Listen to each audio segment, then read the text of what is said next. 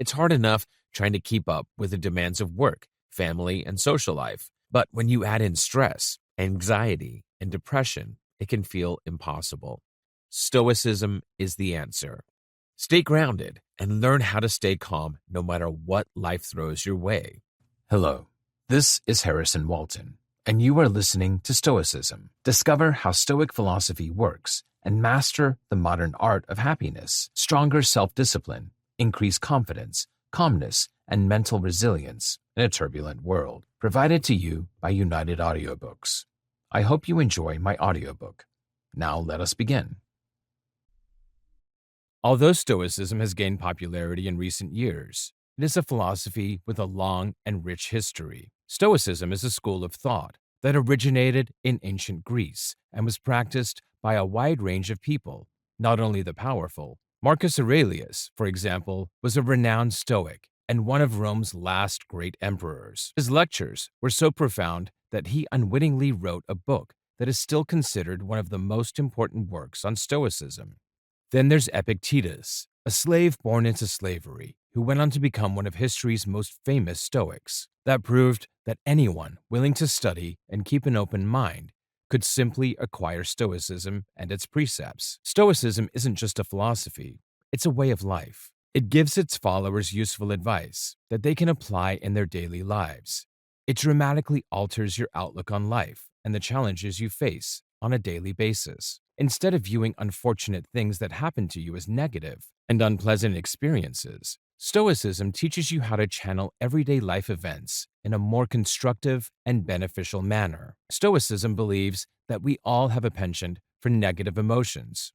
It's unavoidable, since emotions are something we're born with. You can't escape your feelings, but you also don't want them to take over your life either. As a result, Stoicism provides the answer to how to properly manage our emotions so that we can always maintain a happy and hopeful mentality regardless of the obstacles we face. Do you have a habit of breaking promises to yourself? These broken pledges might range from minor infractions, such as skipping the gym, setting your alarm on snooze, or leaving the long overdue laundry heaped on your chair, to major infractions, such as procrastinating on yearly goals. Do you ever feel like you can't defend yourself? You may want to say no at times, but you end up agreeing to everything. Do you give too much weight to what others think of you? If you replied yes to any of these questions, you might be emotionally vulnerable, like many generations before you. As difficult as it may be to acknowledge, improvement may only begin when you admit your shortcomings to yourself. There may be no possibility for improvement if you choose to ignore all that is wrong. It's quite okay to realize that no one is flawless. However, remember that guilt is the result of choosing to stay stuck rather than searching out opportunities for progress. Emotional weakness is caused by a number of factors. They can be as simple as genetics, or as complex as your exposure to the environment and how you respond to it. It even differs by age. Nevertheless, emotional resilience is a valuable asset, and I can teach you how to develop it. To explain how, let me introduce you to Stoicism, a Hellenistic school of thought. The Stoicism premise says that virtue, for example wisdom, is happiness, and that judgment is based on acts rather than words. We have no control over our resilience on external occurrences. We can only control and rely on ourselves and our reactions. This ancient philosophy's wisdom is timeless, and its value in the pursuit of a calm, fulfilled life is evident. It is a fundamental way of existence that stems from the very foundations of thought, and it is not always convenient. Take on life's obstacles and turn them into assets, controlling what you can and embracing what you can't. Walt Whitman, George Washington, Frederick the Great, Adam Smith, Eugene Delacroix, Immanuel Kant, Matthew Arnold, Thomas Jefferson, Ambrose Bierce, William Alexander Percy, Theodore Roosevelt, and Ralph Waldo Emerson were among the great minds of history who not only recognized but practiced Stoicism. They've all read the Stoics, learned from them, quoted them, or respected them. A Stoic is someone who changes pain into transformation, fear into prudence, desire into enterprise, and blunders into initiation, writes Nassim Nicholas. a well-known contemporary scholar and essayist. A trader named Zeno was shipwrecked on a trading voyage around 304 BCE, losing practically everything. Zeno was taught philosophy by the Megarian philosopher Stilpo and the Cynic philosopher Crates after arriving in Athens, and his life was forever changed. Stoicism arose from that introduction. Stoicism permits us to accept and move on from any of life's traumatic occurrences. It's a concept that truly heals. Stoic never feels sorry for himself or lets his emotions influence his decision-making. Stoic ethics is based on timeless principles.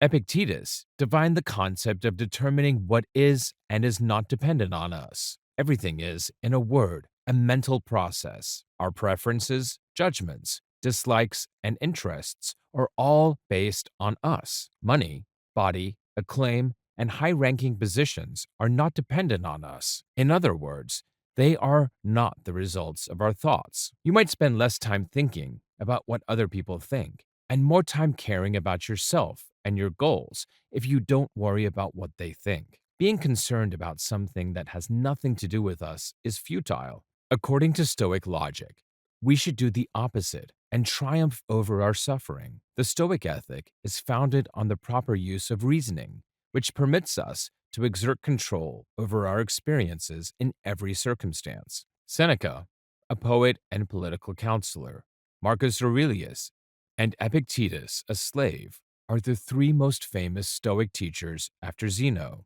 Seneca was a captivating and readable philosopher, setting him apart from all other ancient intellectuals. Much of this could be explained by the fact that his most renowned works were written in the form of letters. This has two primary takeaways. First, Seneca wrote a collection of essays that dealt with real-life difficulties, like difficulty, mortality, and dissatisfaction, and ideal attributes like calm, leisure, and contentment. Second, he wrote about a variety of natural scientific topics, including thunder and lightning, rivers, earthquakes, and comets, as well as producing a huge body of dramatic work. Marcus Aurelius, Roman emperor from 161 to 180 CE, published a series of personal essays on personal integrity, self-discipline, modesty, power, and self-actualization, which may be the first text of its kind ever written. According to eminent historians,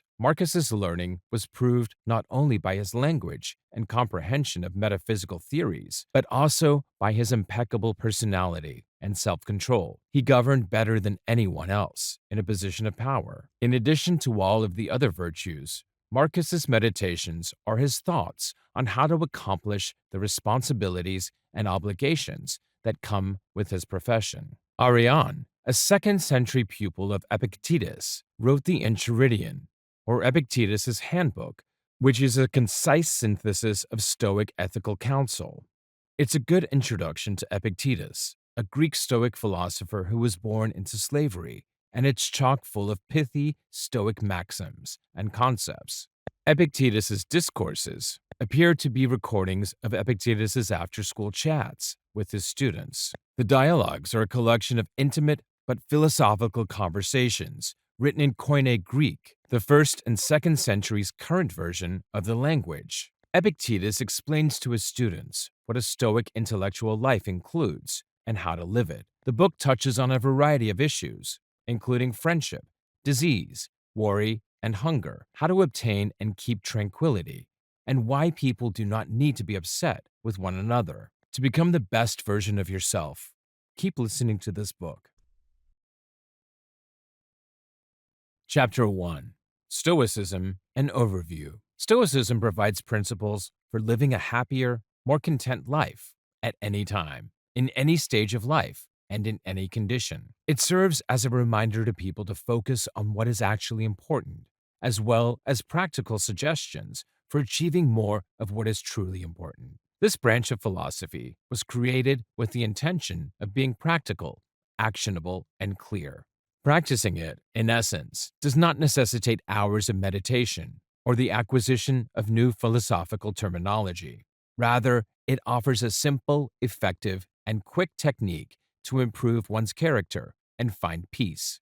As a result, Stoicism is undergoing a rebirth as a philosophy of life among modern politicians, athletes, business people, and ordinary people who aspire to live a more fulfilled life. Stoicism is defined as a philosophy that aims to assist those who practice it in living their best lives. In other words, it is a way of living that helps people develop their character and qualities while reducing bad emotions and maximizing pleasant ones. It was created in the early 3rd century BC in ancient Rome and Greece. On the other hand, Stoic philosophy has shifted its attention from physics and logic to psychological applications like well-being and calm over time. Furthermore, ancient Stoics did not convene to discuss and affirm their principles, yet some basic concepts are at the heart of this philosophy. The following are some of the most essential Stoic tactics and beliefs to study if you want to learn more about this philosophy.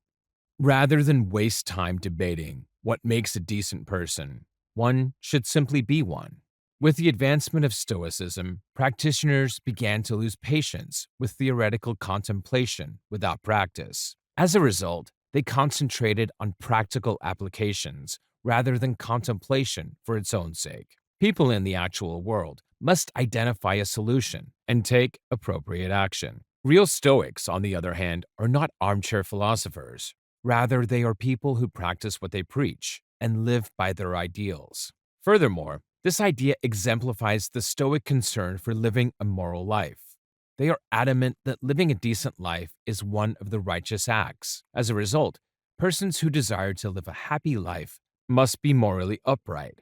The most important responsibility in life, according to Epictetus, a great Stoic who lived more than 2,000 years ago, is to identify and divide problems so that he may clearly identify things he can control and those he cannot. As a result, he understood where to look for both good and bad. He searched within himself for his own choices rather than looking to uncontrollable external factors. Stoics recognize that humans cannot control everything that occurs in their life. As a result, they argue that worrying excessively about matters over which one has no control is foolish and unproductive.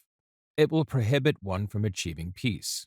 People should remind themselves every day to distinguish between what is under their control and what is not, and not to waste their energy on uncontrollable negative events, as the Stoics advocate. True Stoics believe that their energy is better spent finding creative solutions to problems rather than dwelling on the problems themselves. Seneca, another ancient philosopher, essentially stated that people do not have the power to have everything they desire, but they do have the power to not desire what they do not have and to put what they do have to good use. Some people appear to believe that being Stoic entails living a life devoid of material possessions. However, this assumption is very far from the truth. True Stoics recognize that worldly goods are great as long as they serve one's ability to live a virtuous and happy life. Consequently, they are well aware of the power of consumerism over people's decision-making and serenity. It is usual to find people spending substantial sections of their days sulking about not having a bigger house, the latest automobile, or finer clothes, even when they have more material items than most, in addition to enjoying wonderful health and safety. To remind himself that one does not need material luxury to live a pleasant life, Seneca would practice occasional days of deprivation, where he would wear outdated attire and go without food. In essence, many individuals have all they need to live a happy life, yet they choose to live in misery because they have an insatiable desire for more. Stoics attempt not to waste their time and energy wishing for things they don't have. Instead, they divert their thankfulness to what they already have. Seneca also stated that those who go through life without experiencing adversity or opposition would never know what they are capable of, and no one else will ever know what they are capable of. True Stoics view misfortune in a totally different light than most people. They recognize that hardship is unavoidable. As a result, they use misfortune as an opportunity to grow in virtue and character. This is not to say that they are pleased when confronted with adversity. Instead, they try not to be depressed unnecessarily and actively work to leverage the situation wherever possible. For example, if a person breaks his leg, he will be forced to stay in bed for months while it recovers. While most people would wallow in self pity, practicing Stoics would try as hard as they could to divert their minds away from unpleasant feelings and instead focus on accomplishing something useful while bedridden, such as reading or writing a book. They will essentially try to reframe the negative experience as an opportunity to practice patience and inventiveness. Marcus Aurelius, an ancient Roman emperor and Stoic, recognized that people's perception of external objects is the problem. He went on to say that consumers have the ability to promptly delete the ratings. In modern cognitive and psychological behavioral therapy, Stoic philosophy is present.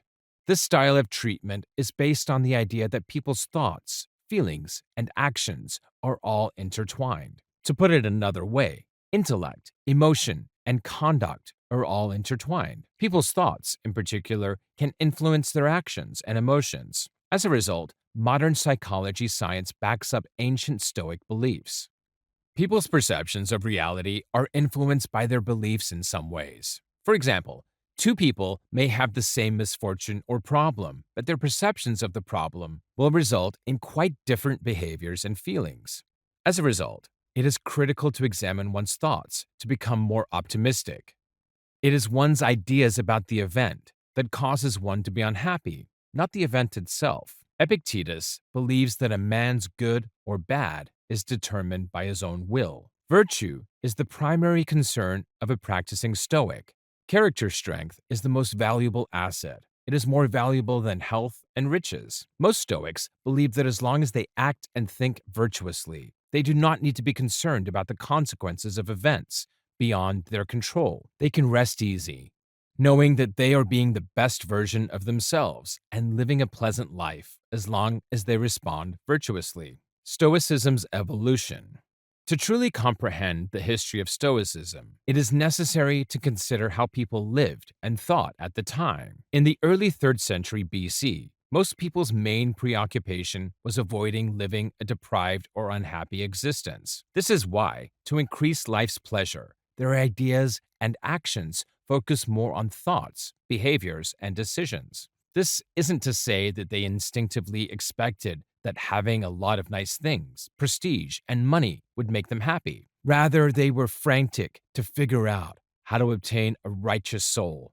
Stoicism was one of the most recognized systems of thought at this time because ancient Stoics provided persuasive answers to troublesome problems, dread, worry, and anxiety. Essentially, they created and sold a sophisticated operating system focused on the problems humans face. Their ultimate solution to life's various challenges was to seek mental peace and long-term contentment, which come from living a moral life. For example, a person could cultivate character virtues by prioritizing acts over words. Simply said, positive life experiences are the result of positive action. Negative behavior, on the other side, results in difficult life situations. Stoicism essentially taught individuals a good way of life centered on virtue to reduce negative feelings and promote happiness. Throughout history, prominent people have put Stoicism's old values to the test. Thomas Jefferson, George Washington, Arianna Huffington, Tim Ferriss, Tom Brady, and others are among them. Stoic ideas have been practiced for millennia, and they are just as relevant today as they were then. The Stoic philosophy was founded and promoted by a number of ancient thinkers, including Zeno of Citium, the founder of philosophy, Seneca, Lucius Aeneas, Marcus Aurelius, number 3, Epictetus. The pursuit of knowledge was not an aim in itself for these early Stoic thinkers and those who followed them. Instead, because the Hellenistic age was a period of perpetual transition, Stoic philosophers were among the most revered and powerful persons. Because a new civilization was emerging. To know is to know oneself, according to Socrates. This indicated that logic, a feature of ancient Stoic philosophy, is the only method for humans to achieve something outside themselves. Stoicism provided a means of adjustment for those who no longer saw the human state as a reflection of order, calm, and uniform universe throughout the Hellenistic period. As a result, the fundamental measure of human existence became reason. During this time, Stoics saw virtue as an inextricable part of their reality. Virtue seemed to them to be as inexorable as the rules of nature in relation to humans.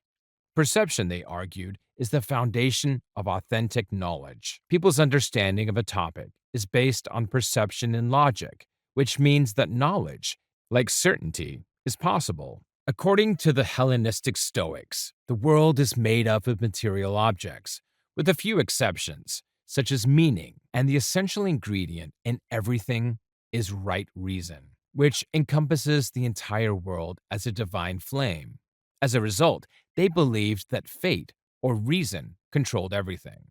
Stoic moral theory is based on the belief that the world is a unit, or one great city, which means that all human beings are world citizens who owe devotion and obligations to everything in that great city. Everyone should take an active and constructive role in world affairs, understanding that the world is an example of positive action and virtue, along with mental strength, fairness, responsibility, and moral worth, are basic Stoic concepts. Stoicism's biggest historical rivals were skepticism, Epicureanism, Christianity. Nonetheless, like its competitors, this ideology allowed people to have more control over their lives and avoid the unpleasant aspects of human nature that cause worry and unrest. It was easily one of the most important schools of thought from the time of its creation, and it continues to have a strong influence on people's minds. Certain components of Stoic moral philosophy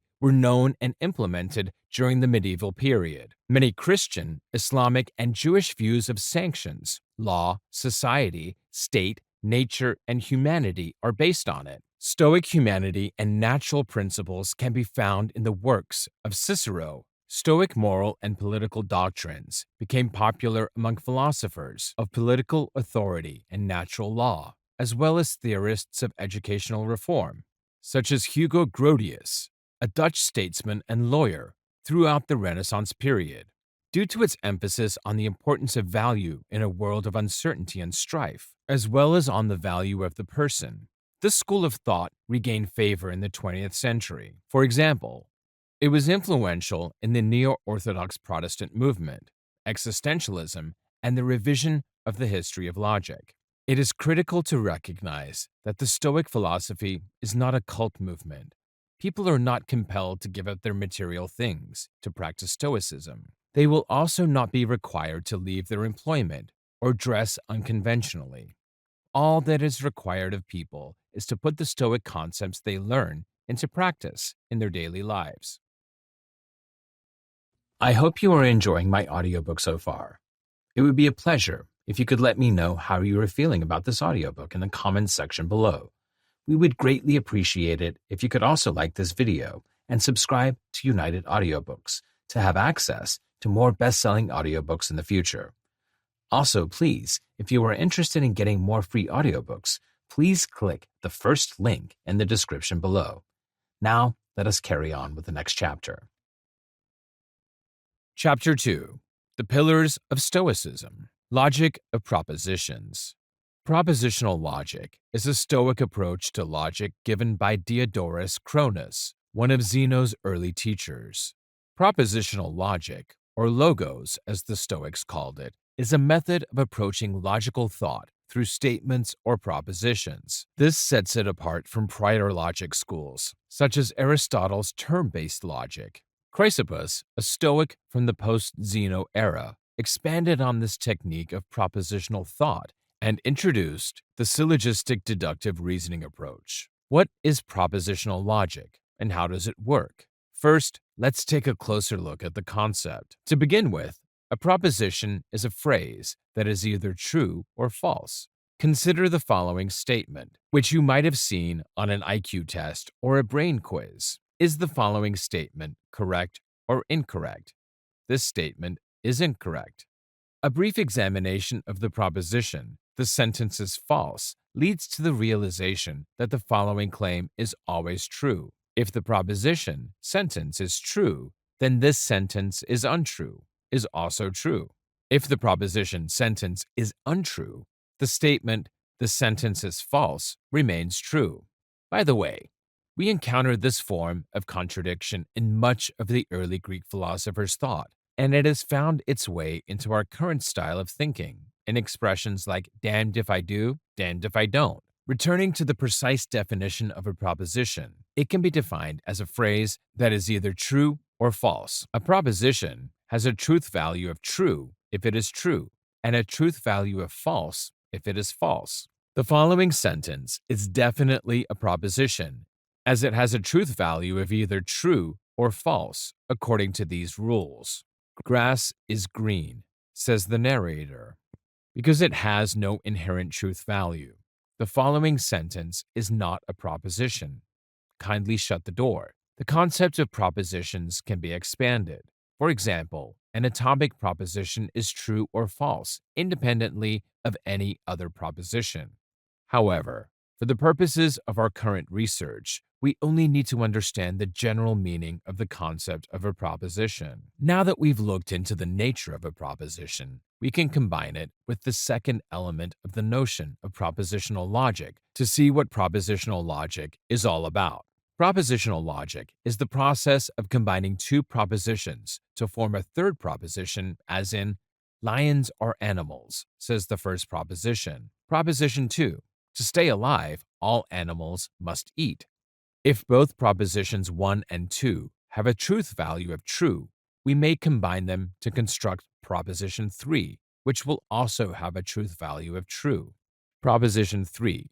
To keep alive, lions must eat. Many modern applications rely on propositional logic, which is more than just a relic of Greek philosophy. Stoic logos principles are still used today in fields like computer circuit design. When it comes to a topic like logic, it's easy to fall into the trap of thinking about it in terms of popular views and to confuse the Stoic understanding of logic with those popular notions. However, there is a crucial distinction to be made between the two. Everything in the universe is ordered by divine logic, according to Stoic theory, but the popular understanding of logic is more closely tied to what Stoic thinkers refer to as the rational mind. Rationality, or rational thought, is the Stoics' attitude to life and decision-making, which is devoid of emotional and excessive passion limitations. This method allows the Stoic to make decisions based on the most critical issues in each situation,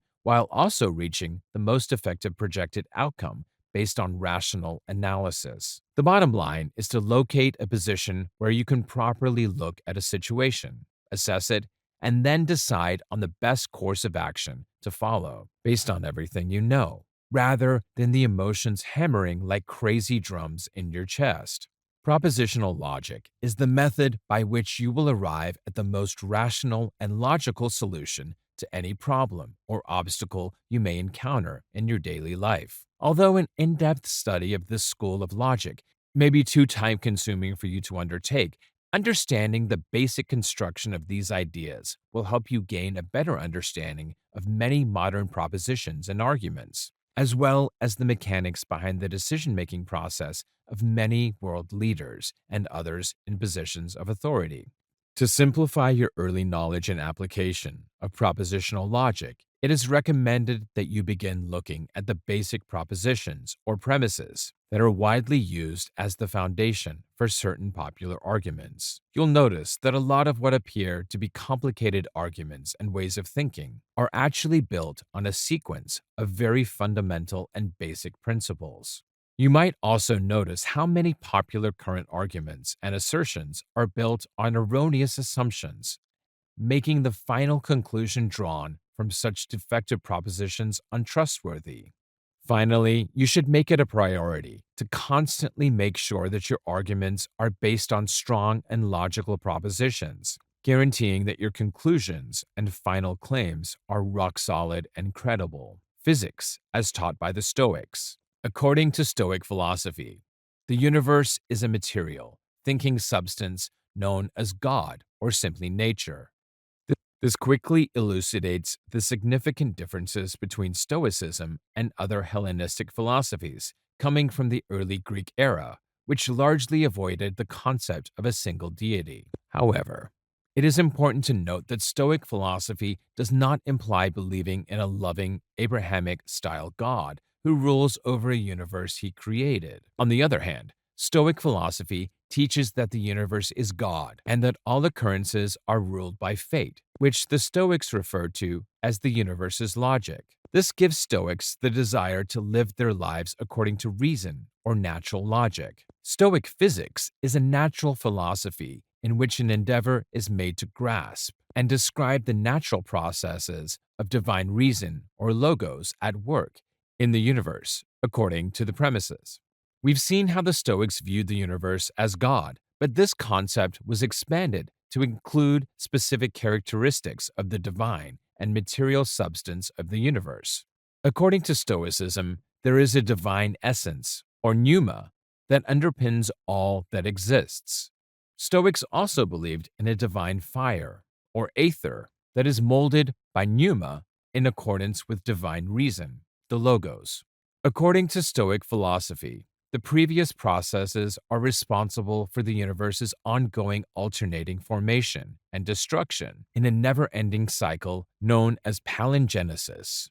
The Stoics formed the belief that the human soul is an external aspect of the universe's process and existence as a result of this concept. This concept of the soul's ultimate immortality is, of course, completely compatible with most modern religions. Ethics of the Stoics. Stoic ethics emphasizes that following reason leads to freedom from passion. The contemporary concept of a Stoic person is derived from this, the Stoic person being someone who is excessively rational and not prone to showing strong emotions. This is regrettable because the original notion of Stoic philosophy was not that passion had no place in human experience, but rather that reason is the logic of nature and we should live by it. Stoic ethics stand in stark contrast to other Hellenistic philosophies' relativistic schools of thinking, which emphasize that there is no absolute good or wrong, only desirable and undesirable consequences. This is in stark contrast to the teachings of Stoic thinkers, such as Marcus Aurelius, who held that the notions of good and evil, right and wrong, are eternally and absolutely divided. Any modern version of ethics that does not, at least in part, rely on core Stoic precepts in its assertions about what is ethically acceptable against what is not would be difficult, if not impossible, to find. As a result, we should at least have a basic understanding of the foundations of Stoic philosophy in the area of ethical human behavior. Chapter 3. Applying Stoicism to Modern Life. From Aristotle to Socrates to Plato, the Greeks had a lot to contribute and teach the rest of the world how to live a happy, fulfilled, and balanced life. Unfortunately, Stoicism, although being one of the most practical philosophies, is widely misunderstood. While many people associate Stoicism with being without emotion, it can help to develop a satisfying way of life. Many ideas we are already used to have their roots in Stoicism. There are many practical applications from Stoicism that can be applied by anyone to increase happiness and well-being. In contrast to being an emotionless robot, Stoicism advocates limiting negative emotions by capitalizing on joy and gratitude. It can help us get more out of being human. This chapter will explain some thought patterns of the Stoics by shedding light on some of their famous quotes. When we influx our lives with our thought patterns, our joy and happiness will be boundless, while we respond positively to the challenges and troubles of life. While you can't change things beyond your control, you can change your attitude. One of the major elements of Stoicism is being mindful. We have to know the things in our lives that we can control and those we cannot. We only waste energy and create negative emotions when we become angry or frustrated by things beyond us. There is an ancient Buddhist story that best illustrates the Stoic act of keeping our mind pure from circumstance. Mara, a sworn enemy of Buddha, was bent on destroying him because of his power. With a powerful army, he thought he could bring Buddha down by instructing his army to cast stones of fire at Buddha. On getting near Buddha's compound, the stones turned to flowers and fell. He shot more arrows at Buddha, and again, the same thing happened. Mara was powerless against Buddha because Buddha didn't draw his happiness from events and circumstances. In this illustration, we can liken the stones and arrows to external events and thoughts. While we have little control over these events, our attitude toward them can be a healthy one. We can have an unmovable mind devoid of the happenings around us, as long as our attitude and reactions are within our control. Avoid being moved by the materialistic nature of society. Wealth is not about having plenty of possessions, but rather in having few wants. Epictetus. One big problem with our present society is that there are more wants than can ever be fulfilled. As a result, everyone is in a race to keep up with trends, yet the trends keep evolving.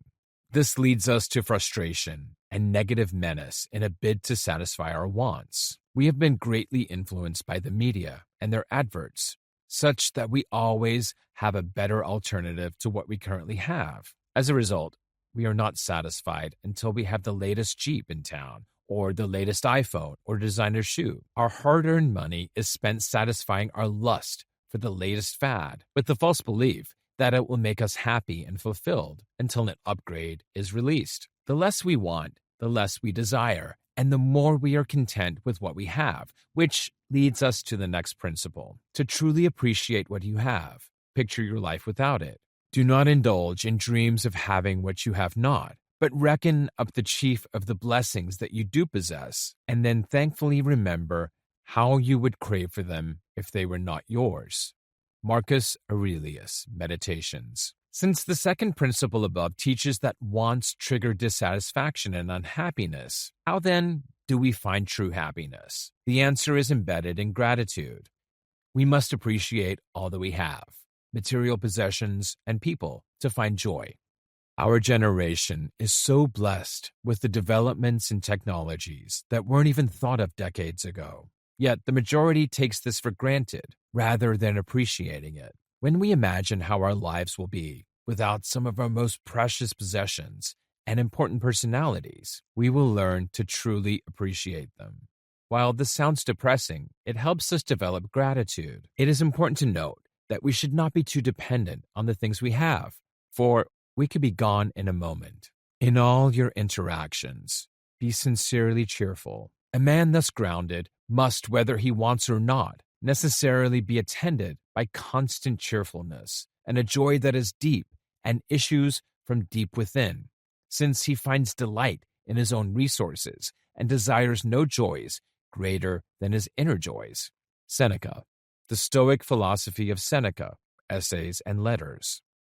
As it has been established, happiness originates from within and from being grateful for things that we are connected to. Hence, if all we can afford is 2 square meals per day, we should be happy and content. Since our happiness and fulfillment are not a factor of other things, we should be grateful for our relationships. Practicing Stoicism doesn't mean we cannot enjoy the good things of life, however. Our joy and happiness shouldn't be tied to them. We should always strive to make the world a better place through fruitful human interactions and causes that advance society. It is when we commit ourselves to this that we can find true satisfaction. Don't just preach your values, practice them.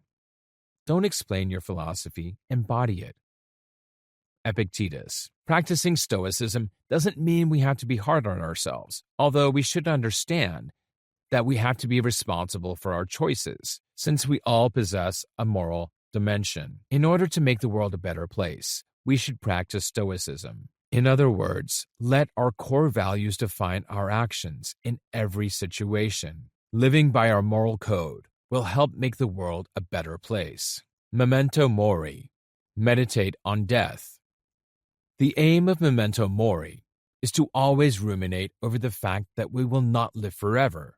I do not wish to be a prophet of doom, but death comes for everyone, including you and I. Although we go about our daily living without thinking that we aren't eternal, many people are terribly afraid of death.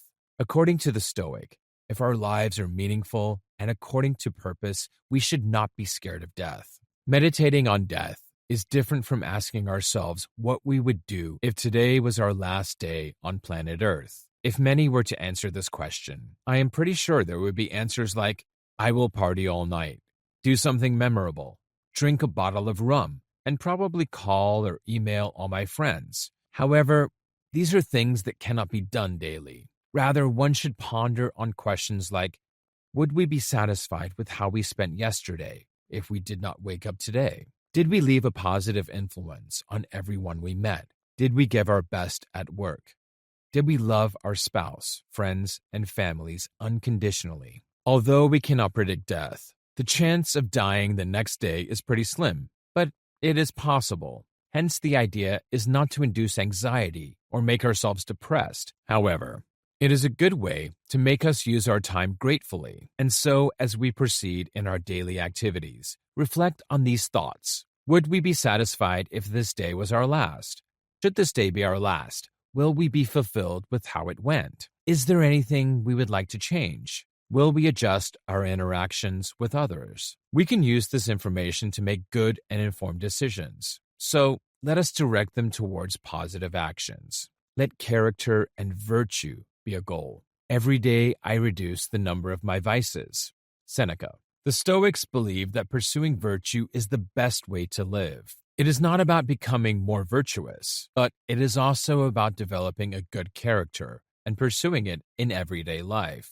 In other words, make it a habit to always ask ourselves, in this situation, what will the best version of myself do? These are very simple, yet extremely powerful questions. If we are consistent and honest with them in our daily lives, we will see considerable positive changes with the ability to make virtuous decisions consistently. Every blessed day, ask and think of what good we can do and reflect on it by evening time. Have I done anything good today? This question will allow us to focus on the simple act of kindness that we can give to our neighbors, families, and everyone within our reach. Rather than saying that we want to change the world, of course, we can have a changing impact on it. How will we change the world if the change doesn't start from our immediate environment? Hence, simple and random acts of kindness, such as calling our parents or helping an elderly person cross the street, are good things. It can also be as simple as giving someone a smile or a compliment. Make it a regular habit to practice spiritual disciplines. It is termed spiritual because the intention was to make the practitioner closer to God. The best part is that anyone can apply these principles in real life and train their soul and develop a better character. Spiritual exercises like fasting, acts of service, practicing gratitude, pursuing solitude, etc., can help us to a higher purpose. Practicing this is guaranteed to make us feel fulfilled, grounded, and more virtuous. To summarize this chapter, avoid being moved by materialism and cheerfully interact with everyone we see and meet. Do everything expected of us and work diligently for the greater good. Know and accept what we can and cannot change. For it is in this that we will find peace and tranquility. Build ourselves to the extent that things beyond our control will not determine our joy. Form the habit of breathing when we get frustrated and things don't go our way. Accept the emotions and let the negative feelings pass. Chapter 4. The Happiness Triangle of the Stoics. This statement describes the delicate balance of personal virtues that keeps humanity in a happy state of being. Your Stoicism serves as a protective shield against the adversities you face in life. To achieve the so-called condition of Stoic contentment, you must incorporate these characteristics into your life as principles. You can maintain a sense of joy, satisfaction, and fulfillment with your life in this condition of Stoic bliss, despite external influences. These virtues are arranged in a triangle, dependent on the number of main principles you have. The three corners of your triangle are formed by three principles. Your triangle also encompasses an eventual state of happiness called eudaimonia. You must have a balance in all three principles in your life for your triangle to maintain itself and reach eudaimonia. The following are the three fundamental principles that make up the triangle. Being a read in your daily existence. You're concentrating on what you can influence. You're taking charge of your own life. You've achieved eudaimonia, which was your ultimate goal. The first three principles that make up the Stoic happiness triangle's corners are interrelated. According to Stoicism, your primary policy should be to focus on what you can manage. These factors within your control allow you to use your judgment or take suitable action. When you make a decision, you are developing a response to a situation over which you have no control. As a result of this verdict, you must accept responsibility for the consequences of your decision. The other choice is to focus on the aspects of your life that you have control over. In this scenario, you actively choose to act. To help you become a better version of yourself, your comments should be acceptable. You'll be able to get rid of your bad habits and build healthier character qualities. The end outcome will be the realization of your ideal self-identity. All of these lifestyle changes cause you to live in a rate. Eudaimonia is achieved when all three of your principles are in perfect harmony. You must realize that your Stoic happiness triangle is a process, not a how-to manual for a specific, tangible end goal. Eudaimonia, like your life, is a constant process in existence. As long as you keep a balance in your above-mentioned ideals, you will live a happy and successful life. Eudaimonia.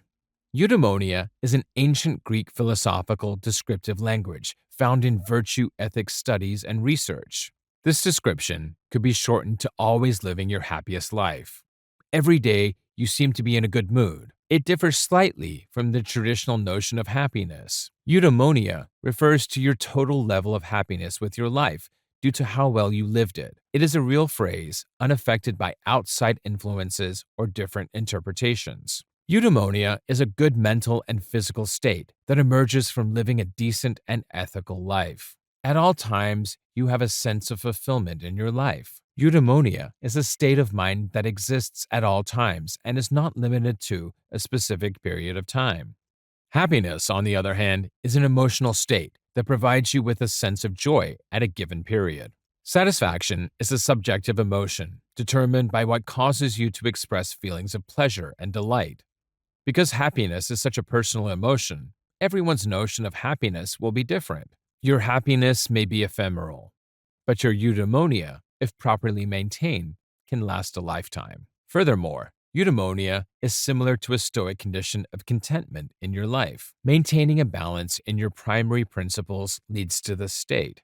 Living with a read, taking responsibility, and focusing on what you can manage are some of these ideas. Eudaimonia is dependent on your ongoing virtuous process, as previously stated. It's not your average physical outcome from a one-time exercise. The bottom line is that eudaimonia is a lifelong experience of thriving caused by absolute emotional contentment, regardless of external forces. Live a life of a read. This expression refers to being your most polite self at a specific point in time. Your lifespan is made up of your moments. Living with a read will allow you to be the greatest person you can be at all times. This approach frequently leads to a happy life and, in certain cases, to eudaimonia. To begin, you must recognize and accept your character's flaws. Only then can you begin to work on developing yourself so that you can be your best self at all times. You'll need to figure out what your ideal self looks like and how they act. Examine yourself thoroughly now and compare your existing self to your ideal self. Determine the inevitability of gaps between the two versions. These are the flaws that you must correct by adopting an erete lifestyle. This disparity in your idealization goal is quite agreeable. Your individual flaws are a failing or defect in your behavior or personality. Your characteristics are behavioral in nature, and you may change them for the better. Remember that you must always seek to close the gap in order to improve as a person. A reasonable person possesses the following four cardinal virtues. You are brave. You must determine your best and most appropriate approach to a frightening scenario. When you have the ability to face your source of fear and effectively respond to it, you can consider yourself courageous. You must possess self-confidence, perseverance, and boldness in order to acquire courage. You are wise. Wisdom implies that you thoroughly comprehend a problem or circumstance. Furthermore, You are aware of how to react appropriately in response. Your good sense of awareness, self reflection, and exercising superb judgment are all character attributes that will reveal your level of wisdom. You have self control. When it comes to deciding on a course of action, your self discipline is your ability to ignore emotional influences. Self discipline necessitates appropriate preparation, organization, and self control. Affection, preference, hatred, resistance, lust, and want are examples of psychological factors that will test your self control. Your judgments are unbiased. Your feeling of justice is this virtue. You know how to interact with others in a professional manner. Your ability to evaluate what someone deserves for their actions is determined by justice. You must have a high level of integrity, excellent judgment, and a feeling of fairness or neutrality to exercise judgment. When you achieve these cardinal virtues, you will be one step closer to being your ideal self. The cardinal virtues are a set of character traits that are extremely important in your life. You'll be living closer to your ideal life if you have the characteristics to consider oneself a REIT. Always remember that a person's worth is determined by their actions and behavior. You must also have flawless integrity and consideration for others to be the appropriate person. Your society's attitudes and perceptions of you will change for the better. As a result, you will gain respect and your self esteem will improve dramatically. Within a REIT, moral growth is a crucial idea. On your journey to becoming your ideal person, you will undoubtedly confront numerous enormous challenges. You must learn to spot these potential stumbling blocks that could stymie your journey toward a REIT. If you're not careful, after you've fallen into one of these traps, it'll be tough for you to get back on track morally. Your morale and spirits will be sunk by your resentment of the possibility of beginning afresh. As a result, you become increasingly immersed in this moral labyrinth. You must be aware of these minefields. When confronted with these challenges, the best course of action is to dodge or completely avoid them skillfully. A few situations will highlight the brutality of your prospective moral traps. In the following cases, for your benefit, you are unable of comprehension. Hence, your deficiency or lack of intelligence is silly. You do, however, have the ability to change this negative outlook by learning virtues and putting them into practice in your daily life. Your unreasonable fear of an unknown future causes you to be anxious all of the time. Your excruciating fear of unknowns over which you have no control is pointless. Your boldness fades, and you risk losing your brave virtue. You are a human being, and moral temptations have the capacity to divert your attention. When lust and other physical desires overtake your sense of logic, you can lose your self-control. Your reasoning should always be guided by your head, not your emotions. Your inherent interest in the outcome of a decision you're making may cloud your judgment. In this situation, your neutrality becomes non-existent. Your ability to be impartial has been harmed. Because of your apparent bias for or against a particular stance, your sense of justice is skewed. Furthermore, in order to live this lifestyle properly, you must be aware of both others and yourself. You must be conscious of what you're doing and where you're doing it. Consider whether what you're doing is appropriate. Your mindfulness is demonstrated by your self-awareness in asking yourself such a question. You may be put off by the erroneous belief that this approach will necessitate a significant amount of effort on your part. For example, you may feel compelled to remain always awake and on the watch for blunders or errors. This does not have to be the case within a REIT lifestyle. These characteristics will become second nature to you after you have mastered the art of living with a REIT. Soon enough, you'll find yourself unconsciously demonstrating desirable virtues without urging or self-consciousness. All of these minor adjustments to your lifestyle will go a long way toward achieving Stoic contentment. To be considered as living with a REIT, you should always endeavor to uphold the highest and most acceptable moral and ethical standards. Concentrate on what you have control over. If you want to achieve Stoic happiness, you should think of this principle as a key component to concentrate on. You will learn throughout your life that there are some things you can control and others you cannot. Stop wasting your time on the latter because they are beyond your control. If you don't, you'll find yourself in a perpetual condition of anxiety. You must recognize early on that fretting about things over which you have no control is futile. Instead, learn to pay greater attention to the things you can control. Concentrate all of your efforts on situations that you can manage. Furthermore, you have the option of customizing your control inputs to your liking. If you want to live a happier life, concentrate on the subjects that bring you happiness. Adjust your behavior to attain this happier end by controlling what you can control. You should only get involved with things over which you have control or can influence. Stop obsessing over other people's thoughts and ideas. Your overabundance of worry is a manifestation of your psychological rejection and resistance to reality. Why should you be upset about something you can't change? There is no satisfying response to this question. The sooner you grasp how pointless your anxiety is, the sooner you can regain control of your life. You must stop fantasizing about alternate truths and how things may have turned out. Concentrate on how the situation is at the present and learn to address it head on.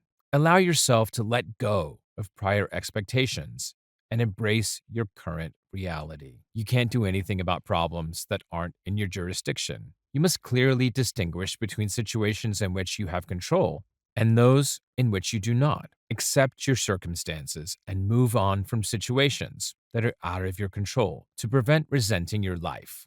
The key examples of things that are often within your control are your voluntary acts and judgments. Your judgment is formed by your understanding of an issue and subsequent choice. Because it is entirely dependent on your understanding, this form of analysis is subjective. As a result, you have complete control over your personal assessment. Your voluntary acts are the physical or mental activities that you engage in as a deliberate response to a problem or circumstance. Your voluntary activities may be thoughtful and responsive, or they may be hasty and reactive. Because these behaviors are under your control, you have complete control over your decision. Given that your lifestyle will influence your body to some amount, your body is semi-controllable. You don't have complete control over your autonomic system or your genetic composition. Living with a REIT, on the other hand, is part of your life that you can control. You have complete control over how you wish to spend your life. Most other objects are only aware of your impact and its consequences. In this instance, you should know the difference between self-control and self-influence. Your ability to exert self-control over something is not the same as your ability to exert influence on it. Your influence steers the general direction of your contributing components in the direction of your desired result. Your power will determine the overall outcome of the situation. You must take appropriate actions or perform proper functions once you have assessed your level and capacity of control. These two outcomes serve as the foundation for your decision-making and voluntary actions in the areas you influence. Your suitable action is whatever responsive action you select to do based on your reasoning and persuasion skills. For the conditions in which you find yourself, this conduct is frequently justified. Your natural functions will always guide you on a path of self-discovery. Your efforts to become a better version of yourself is the result of this journey. You will eventually develop a REIT as a result of your proper function. You have 3 levels of control over your environment. Extremely tight control. Your decision to exercise judgment and your free activity are governed by this influence. Influence in part. This has an impact on your personality traits, material belongings, and interpersonal relationships. There is no effect. At this point, you have no control over your situation. You have no influence over the weather, your genetic makeup, or your racial identity. You also have no power over other people's opinions. You can't change what happened in the past, but you can affect the type of future you have.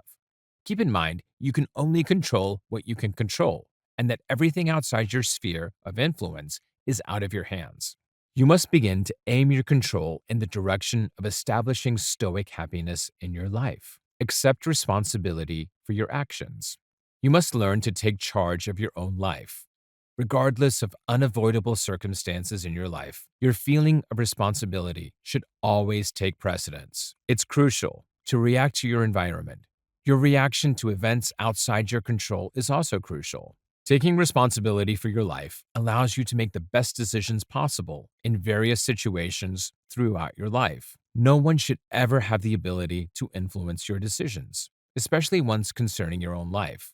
This life is yours to live, and not for people around you. Every day, you are the only one who has to live your life. Any of your acts or inactions will have a greater impact on you than on others. How you judge and respond to various situations determines whether you live a happy or depressed life. Whether you take responsibility, whatever happens around you becomes irrelevant almost immediately. You will have the intelligence to contemplate your suitable answer rather than responding as you did previously. You have the freedom to manage your reaction to fit the ideal version of yourself, which is in line with the other principles.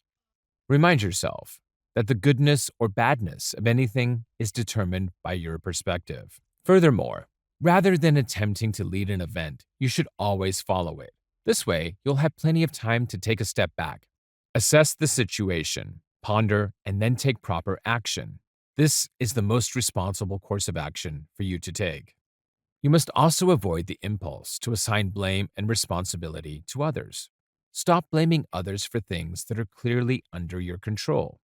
Taking responsibility also entails admitting to committing a blunder or error in judgment. You have the option to learn from your mistakes rather than transferring blame to someone else. Furthermore, you should be aware that outside events have no access to your thoughts. Therefore, you are alone accountable for your life. You are the source of your emotions that are triggered by external events. You, not others, have the power to control them. You have influence over how you feel when your boss irritates you or the weather is dreary. Outside events are the sources of your individual emotional state, and as a result, they have no access to your intellect. In this circumstance, keep in mind that your perspective on a situation is positive or negative. Your unfavorable response is influenced by your decision to see these two situations from a negative perspective, frustration and gloom. Only you have control over how you react to these external occurrences. You should be wary of acquiring unreasonable judgment, as this could lead to a miscalculation in your answer. Your irrational understanding will almost always have an impact on your current and future emotional states. Your current pleasure and future appetite, for example, are emotions that are susceptible to your irrational good judgment. Your current distress and subsequent dread, on the other hand, receive your unreasonable poor comprehension. At all times, you should make responsible decisions, recognize your errors, retrace your steps, and make necessary adjustments. You will quickly achieve the stoicism you deserve if you make this activity a daily habit. Thank you for listening to the end. I hope this book was informative and gave you all the tools you need to attain your objectives, whatever they may be. Stoicism is a branch of philosophy designed for people who live in the actual world, as you've probably learned. Stoic thinkers came from a wide range of backgrounds. There was a great Stoic dramatist. One was a water carrier, one was an emperor, and another was a slave, for example. Famous senators, soldiers, and wealthy businessmen were among the other Stoic philosophers. However, they all had one thing in common. They focused on what they could control instead of the external environment. The universe, according to Stoics, is a logical and well-organized organization. As a result, events are well integrated into the system, and things proceed as planned. Simply said, you integrate your objectives and actions with the sequence of events that will occur as a result of circumstances. There's no use in squandering time and effort on something you can't change or control. Instead, use your power to do the best you can with what you have and leave what you don't have. This can be seen in the Stoic control dichotomy. The primary goals of the Stoics were to live a virtuous life. Every day, they plan and practice for a life like this. They were aware, however, that life is not without its difficulties, such as deaths, disease, and even exile. As a result, individuals use negative visualization to help them get through such situations. We are unable to appreciate life because of negative and unpleasant ideas. In this scenario, we might begin to eliminate them by focusing on self-acceptance, avoiding comparisons, and practicing forgiveness. For the remainder of your life, begin to devote more time to savor the present moment. Be less worried about what's going on inside your head. Find an activity that will help you form new habits and incorporate them into your everyday routine. Now is the time for you to act. If you enjoyed this audiobook and you've learned more about the Stoic philosophy, an honest review is always appreciated and will help me reach new listeners just like you who'd like to master the modern art of happiness. Good luck on your journey. Harrison Walton.